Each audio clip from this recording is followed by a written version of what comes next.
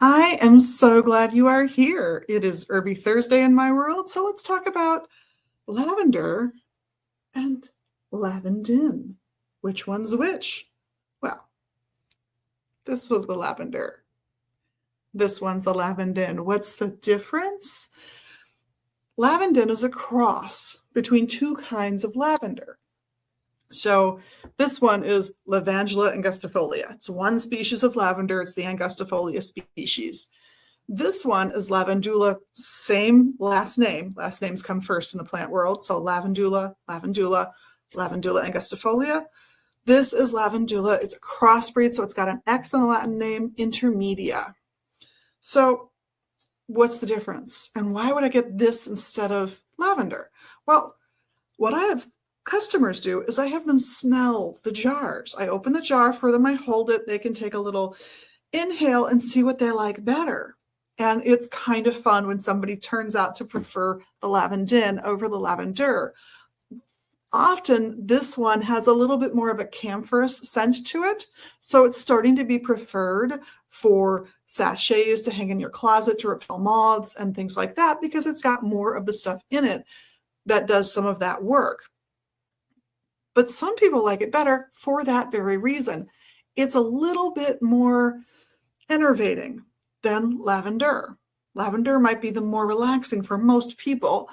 Lavandin, while has many of the same components that relax you, also has just enough of that camphor in it, just enough more of that camphorous substance in it that it doesn't calm quite as much. It can relax you, but still keep you going and keep you motivated in a way that lavender won't always be able to do. So we've got them both marked. They're each, I'll show you both jars. They're each marked as air, which is this little triangle over here with a line through it right there. I always think of that triangle as, well, it's pointing up. So it's the things that go up. And the line I think of as the horizon line. So what's right above the horizon for most people when they look around, no matter where they are. For most folks, it's air. Whether you're on the sea or on land, the thing above the horizon line is going to be air. So that's the triangle for air. The other thing it's associated with, both of them, Mercury. So what's Mercury about as a symbolic planetary association? Mercury is about communication. So it's all about talking to people and getting comfortable with that. And if you need a little motivation, a little uplift to do that, grab some lavandin. If talking gets you really nervous and amped up anyway, grab some lavender, right?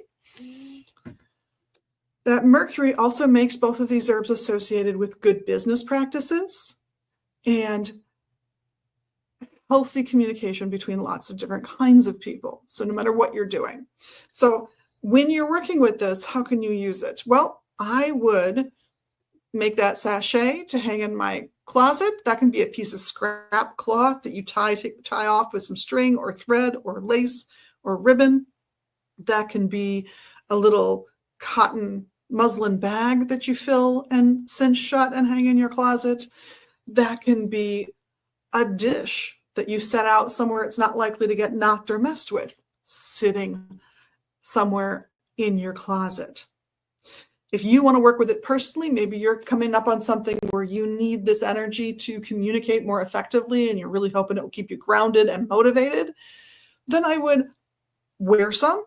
Again, that little pouch works great. You can stick it in a pocket, in a purse, in a bag, whatever you've got going.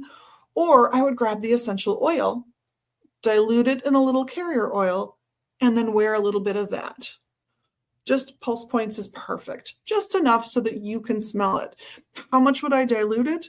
Well, in an ounce of oil, which is 2 tablespoons, if I recall correctly, I would be putting a few drops in. And you can kind of play it as you go. Start with maybe 3 or 5 drops. Give it a little stir. Put some on. See if you can smell it, but it's not going to overwhelm the room. You're set. You're all good. Meanwhile, maybe you're getting ready for bed and you really want to sleep better. For some folks, this is the ticket.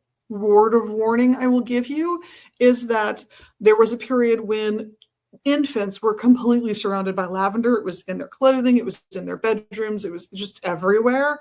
And some boys did not respond well to having that much lavender in their world. So if you're a baby and you're male, let's not overexpose the lavender. It's a useful tool, but not too much. If you're a dude just generally out there, you're fine. You've outgrown the oversensitivity to lavender that it can be argued that some of those baby boys might have. With that caution, and of course, always check your herbs for any cautions, and drug interactions, etc. WebMD is a very conservative place to do that. If they're going to err, it's almost always going to be on the side of being excessively cautious.